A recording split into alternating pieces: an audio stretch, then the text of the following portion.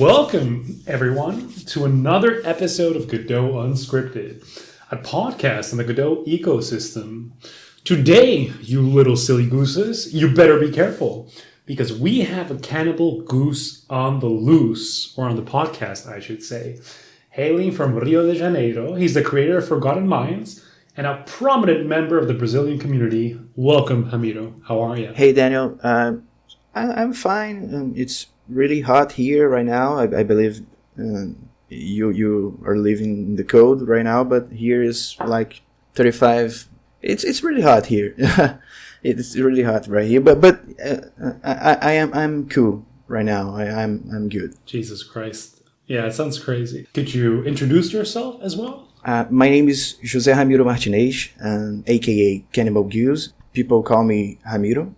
I am a solo developer from Rio de Janeiro, Brazil. People usually, like I said, call me Ramiro, and this is my middle name. I don't know. People call me this since I was a kid. I decided that I should learn game development 2017, July 2017, after I've been robbed. Yeah, being somewhat traumatized for months at home without leaving. I've always really liked games, and not just electronic ones, but card games and board games and anything that sounded like a game. I taught myself how to program using Godot, and after a lot of training in game jams during pandemic, I felt prepared to try to create a commercial game.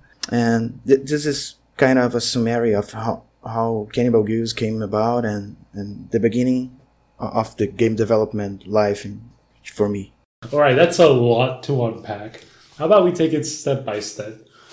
Why don't you tell me about your first memory where you realized that you loved games? Oh, I was a little child, maybe 1994, maybe 1995. My father and my mother buy a Sega Master System. You know that console? I know, but I can imagine it. I know Atari. That's the first one I know that I played. Yeah, but my first one is the Master System. The Sega was huge in Brazil in the 90s. Sega was huge than Nintendo. And my father bought my brother, my older brother, and me this console, and we got Sonic 2, I believe. I was really tiny. I was really child. I was bad at Sonic, but I love it. I love that game. I love the musics, and I play like a Cannibal Goose every day.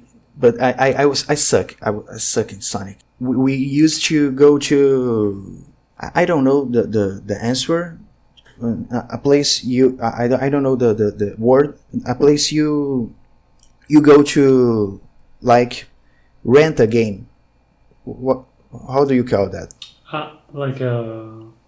You mean like an arcade or a Blockbuster? Yeah, a Blockbuster. We used to go to Blockbusters to rent games. There, I find myself in love with that Michael Jackson game, Moonwalker. You know that? No, I have no clue. Which one is that? Every weekend we go to that Blockbuster, and I rent for myself Michael Jackson's Moonwalker, like 4 years. And then when I got a Nintendo 64, when I was like 8 years old, I became in love with Nintendo and with Zelda, with Mario. So I discovered that, yeah, I really love games, and don't matter the producer, the developer. I love games. Yeah. Oh, that's really nice. And when did you start transitioning from loving games to loving making games? I had this dream of making my own games since I was a child, like with cardboard games, and I want to make a game since I was a child. Like for a long time, this desire inhabited a platonic place in my life. You know, I want to make a game, but how do I make a game? Oh, it's just platonic. It's just something in in my mind, like it's not material. But with the advancement and democratization of technology, I felt that perhaps the time had come, and start to, after that trauma that I spent months unemployed and without leaving my house, I ended up coming across a concept that I was previously unknown to me, that indie games concept. I never played indie games before, and suddenly I discovered that world, that universe of indie games.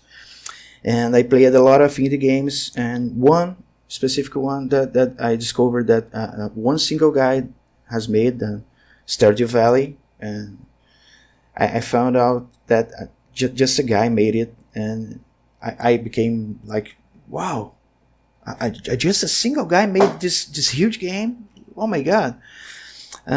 Several other comrades were making their games too, and like alone or with other people, but small teams making games and making really fun games. And I discovered an ecosystem of devlogs on YouTube, and finally I discovered in my life, for sure, itch.io.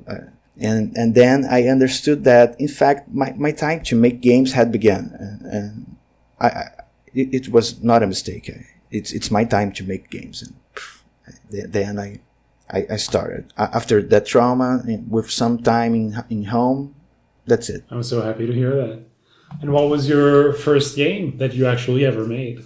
Yeah, the first released one is let me. I don't remember the name, but it's available on the itch.io for free. Is your itch.io also Cannibal Goose? Because I was trying to stalk you online, but I couldn't find it. yeah, Cannibal Goose. Another Dimension Heroes, I believe that's it. I made it for a game jam. That's my first game, complete game, a released one. I didn't knew what I was doing, but I tried, and it worked. The game works. Kind of works. That's the important part, right? I mean, it's the first game. Did you do it alone, or did you have help from other people? No, I made it all alone. It was the I don't have plenty of people. I work alone, but sometimes after Forgotten Minds, I can contract someone to help me, made some art or something like that. But usually I work alone. I like to work alone. I understand. And was that first game also made in Godot, or did you start out with a different engine? Yeah. I just know how to use Godot.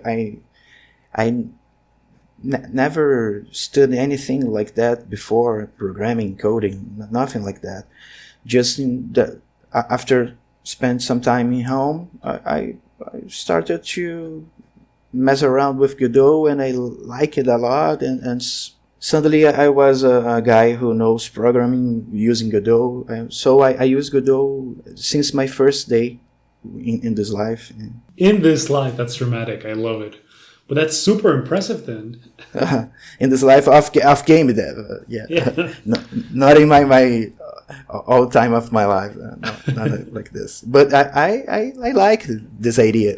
It's super impressive though that you've used only one engine, and with it you've already published a game on Steam. Could you tell me a little bit more about the other games you made leading up to Forgotten Minds? Yeah, the first one, the Another Dimension Heroes, I just, before that I made like 1,000 prototypes of spaceship games. I love Star Fox. I love Starship games. I don't know why. I love Starship games, and they sound easy to make. And I start to make one, another, one after another. Suddenly I discovered game jams exist and participates the Godot Wild Jam 20. And the theme was, how was the theme? I don't remember really well, but it's something like you have to return the player didn't die. And then I make this game so I can see if I can complete something, because I didn't finish any of my prototypes before that. So game jams are really important for that, so you can learn how to finish a project.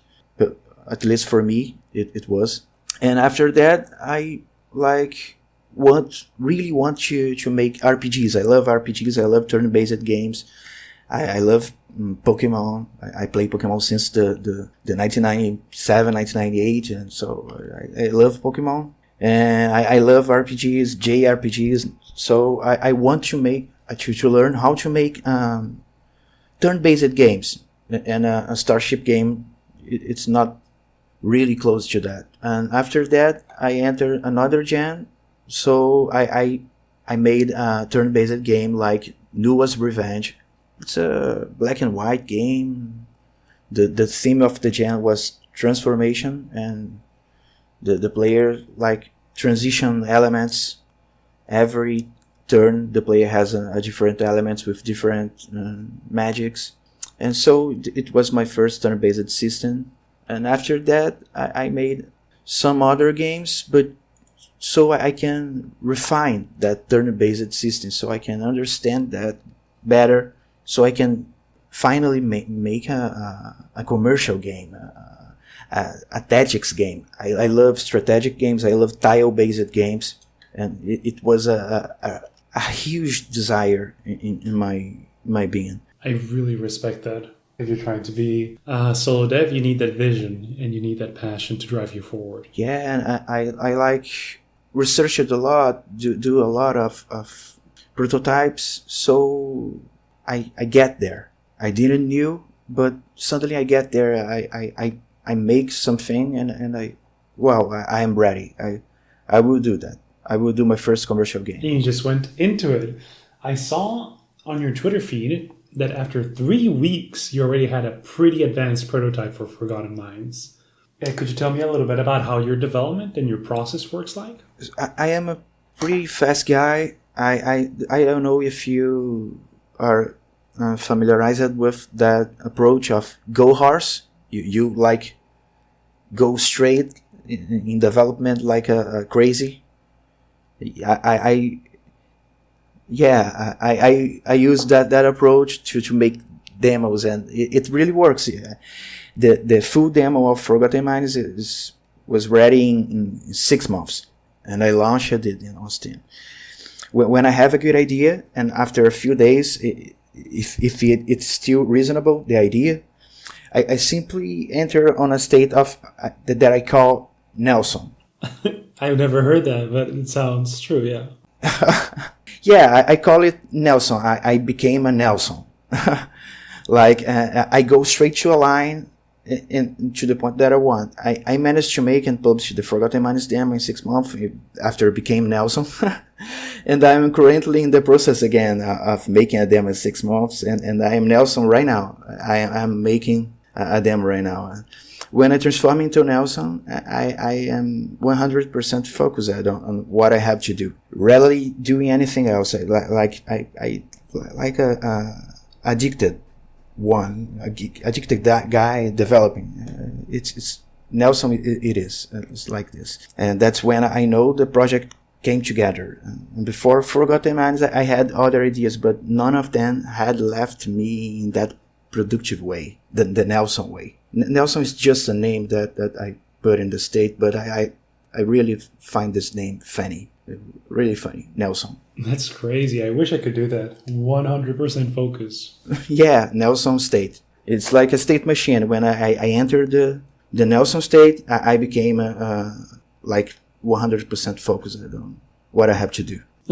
And does this apply to programming, art, music, everything? Or do you hire someone else externally? Or is this just you, full Nelson? Everything. And all these things? No, it's just me, full Nelson. I just hired someone before the publisher came, because before that, I didn't know it was possible to hire someone. I was just Nelson doing things and like crazy. I mean, you mentioned it already, so let's go right into it. How did you find the publisher? Or did the publisher find you? They find me. So after 6 months of development, the demo, I made a developer account on Steam and paid it the 100 bill tax, and then I sent my demo. After a few days, I got real lucky. And so some YouTubers made huge videos with the demo, like Retromation. You know that guy? Yeah, I do. Retromation made a video, and after that, Splattercat, you know that too. Splattercat made a huge video, like almost Oh shit! Really? 100,000 views, and I, oh my god, I wasn't believing at the time. I was almost crying of happiness, and after a few days, like less than a month, publishers start to mail me, like send emails for me, and like some Chinese ones, some a few American, but the majority was Chinese publishers everywhere, and I didn't knew what to do. Oh, okay. Yeah, I didn't knew what to do because I didn't have experience at the time, and I was just answer the mails like, oh, what do you want? They usually they ask me for a call, like in Discord. Oh, let's do a call in Discord, and okay, let's do a call. And suddenly the H-Star Games, that French the development studio and now publisher too, the scout sent me an email, and he was a really patient guy and explained me a lot of things that I didn't knew, because I was about to start in this whole thing, this industry. After some calls, some meetings, and I sent they asked for a pitch document, so I made one for Forgotten Mines and sent to them. I made some other calls with another people, like their CEO, people from marketing team, and suddenly 3 months of talking, we signed a deal. They agreed to fund the game. Awesome! I never expect that in my life. I was just making a game and I will launch it anyway. I never thought about no, I will get a funding. No, that was a really surprise for me. The publisher thing, everything was really surprising. I never expect anything. And after that, they helped me a lot, man. Now I know if I didn't get a publisher, maybe I Forgotten Mines would never exist. It was a really, they helped me a lot. I'm so glad to hear that they helped you learn, evolve, and continue with your game. Yeah, and they kind of direct me in good directions, in good ways. So, because I was really lost, but I didn't knew I was lost. You know? I know what you mean. Not all who wander are lost and all that. I would be a guy 10 years older if I hadn't had a publisher on that first commercial project. That's for sure. I can imagine. So, did you release the game in early access initially? No, they didn't like this idea. I don't know what to do, and they choose that's not a good idea, and I will okay with that. We launched the game 1.0 like July 23, I believe, last year. Nice. And how did the launch go? How did you feel? I didn't believe at the time that, oh my god, my game is launching, it's releasing, it's real. Oh, I didn't expect it at the time. That I didn't believe in and I was really nervous about if maybe people didn't like it. What if people didn't like it? What if people didn't buy it? What if the game is a flop, is a huge flop, the hugest flop in the industry? But after some days and after some videos, streams, YouTubers made huge videos again, and the fear was kind of disappearing with time. But at the day one, I was like crazy. I like took some medicines to sleep because I am really excited. And oh, Jesus Christ. yeah, man, I was nervous, and people are emailing me, sending me bugs, and I was, oh my god. That was really, but after some days, everything went well. That's nice. I'm super happy to hear that. Yeah, initially I was like man, I will go crazy. Yeah, I can understand. And then, okay, you've released the game. Now tell me about these bug fixes. And I already see you have a Fur and Flames update. Was this agreed on with the publisher that you would do more updates?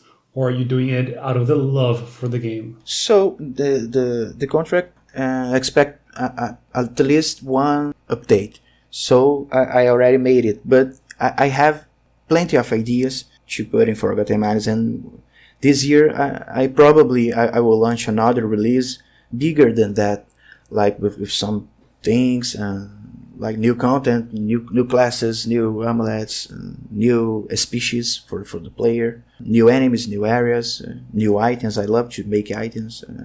I am addicted to that. Forgotten Mines has almost 400 items, different items. I am the item crazy guy. I'm the Nelson, item of Nelson. Jesus, that's crazy. Respect for that. Hey, how has it been working with the community on the Discord, bonding with them, hearing what they have to say about the game? They were kind of a director, a content director, you know. They direct the game, and in a kind of way they direct the things. Yeah. The next update will have a lot of content that people asked for, like the bigger compendium with items in compendium, with skills on compendium, magics, and the people are asking for that for months, and that year it will be part of this big update. The people are amazing. People also crush you if you people can be really harsh, but if you manage it well and filter that, you will have good people around you, and that is the people you have to keep on.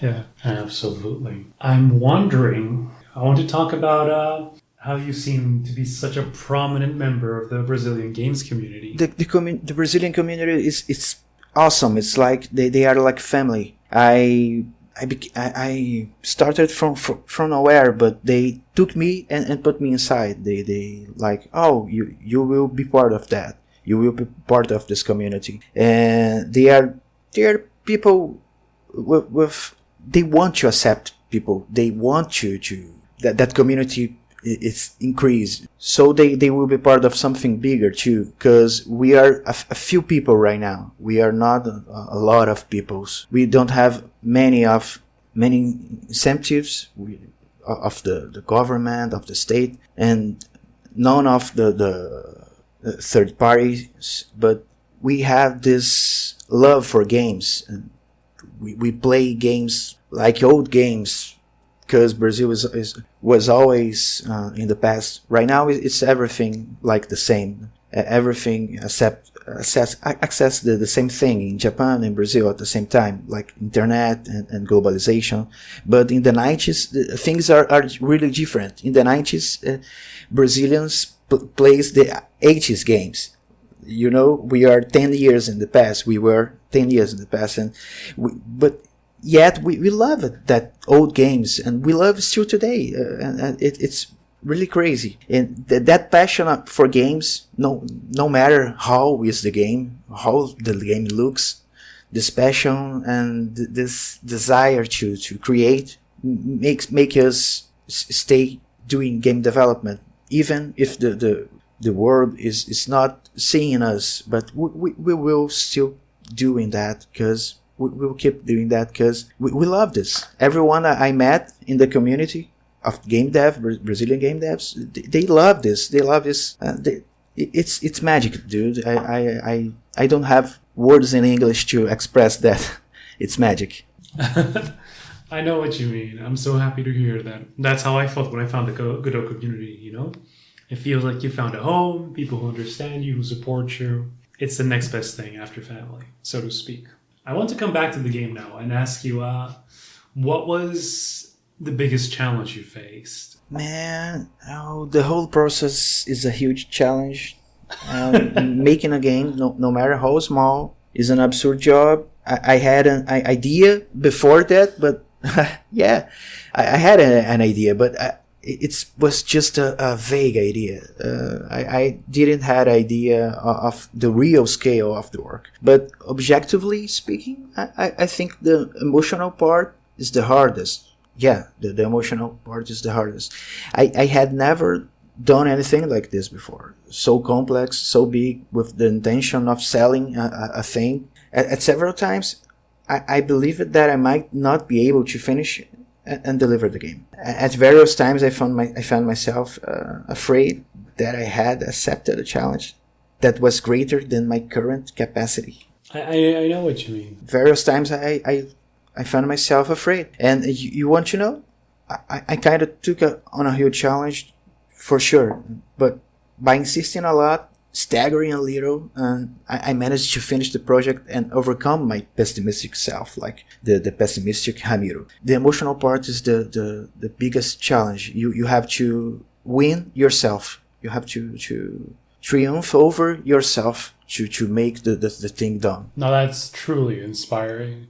Now I want to ask you, what is your favorite thing about the game? Yeah, I thinking about it, I like how Forgotten Minds can capture a player who's interested in the gameplay. Of course, it's a strategy game, it's a niche game, but whoever belongs to this niche has a few good hours of content in Forgotten Minds. I myself, while I was developing and testing, I found myself wanting to do a good run, and I ended up forgetting that I was testing and started playing the game competitively, like, oh, I will win this time.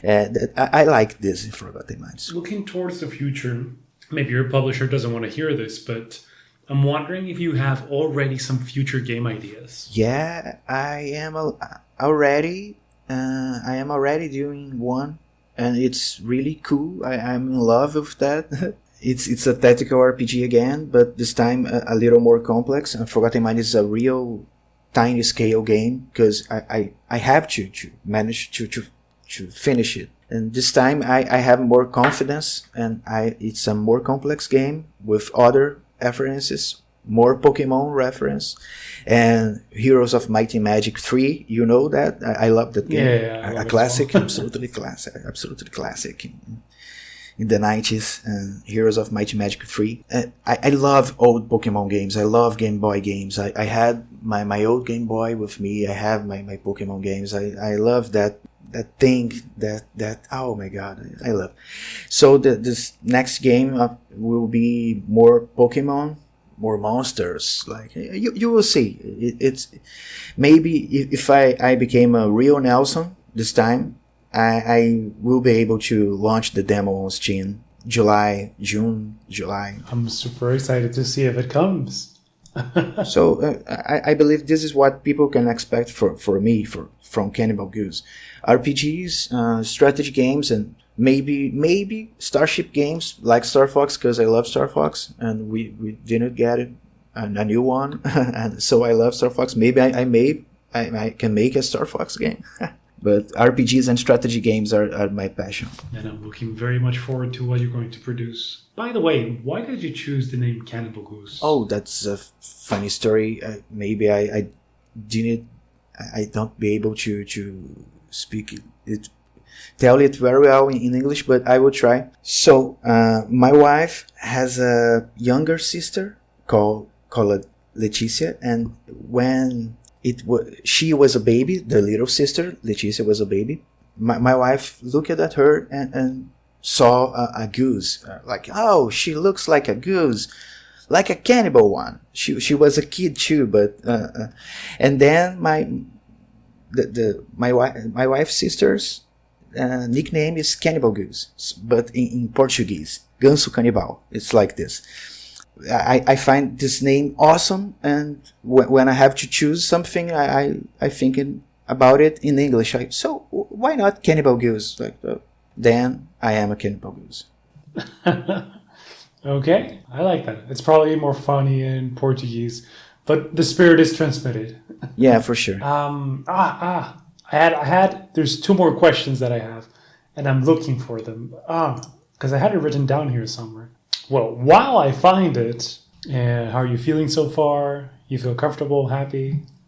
Yeah, I'm feeling great. You are a great hoster. You make me feel comfortable. I am speaking. I am not 100% comfortable because I am not speaking my language. But in that circumstances, I am really comfortable. I am trying to make. Thank you, man. Yeah, thank you, Daniel. You're a great guy. You're doing great, by the way. Yeah, thank you. I am trying. I never studied English in my life. It's all. Oh, I learned it all in games.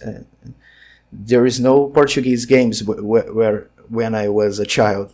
I have to You're doing pretty well. learn English alone. Like For that, you do it really well. I remember my question. I remember the question. So the question is, tell me a little bit about how you work with Godot. What do you like about the engine? What do you dislike? Just to know. man, Godot is my religion. You know. I love Godot. I love Godot. If I had a child, You're gonna call him Godot? That's true. My wife, yeah, for sure. My wife is okay with that. I love Godot. I love Godot. When I started, I researched a lot of game engines. Of course, and the most recommended one and talked about was Unity, and this was 2017, and Unity was Unity everywhere. So my computer at the time was really bad, and just seeing that file, a huge file, I just, oh man, this my computer will explode. I can't run this. So I keep researching. Game engines, and suddenly I came up with two options that looked like they would work on my primitive computer: Game Maker and Godot, with that blue cool robot. And I decided to download Godot, so I would just test it at first. And when I saw the file measuring around like 15 megabytes, I don't know if this is the file size, but it's like approximately this 15 megabytes, and I couldn't believe it at the time. Godot, it was magic. How a game engine could be so tiny in a so tiny file. So I started using Godot, and I start to learn how to code, how to use it, and I start a relationship with it every day. And for years I use it for every day. Just, man, I'm really, for sure, 100% sure I was in love. I was like addicted to it. I stopped playing games. I became addicted to try to make games in Godot.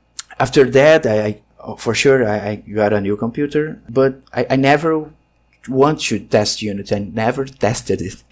I became with Godot, and since that, I am with Godot till today, and I'm like married with Godot. I don't know. I'm monogamic. I am game engine monogamic guy. That's it. Nowadays, me too, man. Godot also changed my life like that. Oh, it's this is why it's a Godot podcast, you know, because we're now Godot believers. There should be like a thing, whatever. In either case, I think that's pretty good content for now. Cannibal Goose, thank you so much. But before we go, do you have any advice for anyone out there looking to make games or already making games? So first of all, thank you, Dan. Thank you for the invite. You were amazing. The podcast is amazing. Godot is amazing too. So the advice for the novice ones is game jams. If you're starting right now, do game jams. If you're already a little more advanced and you're thinking about your first commercial game, I would say the advice is another, but like create a game with a small scope and never give up to the urge to add things. Like define the scope before the project begins and make a deal with yourself to never increase the scope. You can reduce it, but never increase it. That is the advice for more advanced people, and for the initial ones, the novice ones, game jams. That's it. That's pretty wise and a pretty good note to end on. So, please, before we go, also plug your stuff. Where can we buy your game? Where can we follow you? Where can we support you? So you can find me on Twitter and Blue Sky. I didn't like this social media thing, but yeah, Twitter and Blue Sky, you can find me there. If you send me a message, I will answer. Maybe I will. It will take some time because it's not every day that I enter that, but yeah, Twitter and Blue Sky. And if you want to buy my game or play the early ones for free, you can play it on itch.io, Cannibal Goose. You can find me there. And if you want to play Forgotten Minds and other new games that I will launch for sure, you can find it on Steam. It's the better platforms, the better platform right now for releasing an indie game. Go buy it now. And thank you so much, Hamido. And thank you to everyone who stopped by to listen today. This was Godot Unscripted. Cue free. That was it. Fantastic. Oh, that was such a good one. Thank you, man. It was really nice talking to you. I think all people that I've met from Brazil have like the same humble way of being, which is like really nice and refreshing. Oh, thank you, Dan. Maybe it's just an insecure way because we don't speak in English really well, but yeah, we try to communicate to everyone. I think that is the point. If a Japanese guy came here, we would try to communicate with that Japanese guy. If a Russian guy came here, we will talk about Vladimir Putin and try to communicate with that guy. That's it. We want to communicate with other people. That's a Brazilian trait, I believe. Oh, okay, gotcha. I mean, in either case, I'm really, really crossing my fingers for your success. I've also wanted to be like Concerned Ape, like a solo dev, but Stardew Valley took like 5 years, right? While he was being financed by his girlfriend/wife.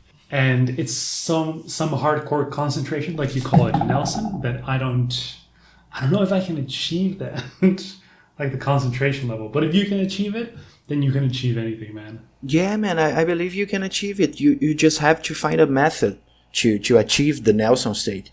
I used to lock me. I used to lock me in home because I discovered that when I wasn't going out. I locked me and I just like block the social media and start to iterate, do something, do things in Godot, like try to test things, and then it starts. I don't know if I can explain it very well, but I believe everyone can do that. You just have to find a method, your method. Oh, I worked well that way, so you just have to find this method. I'll have to search then. I'll let you know when I find it. Or maybe when I publish my game.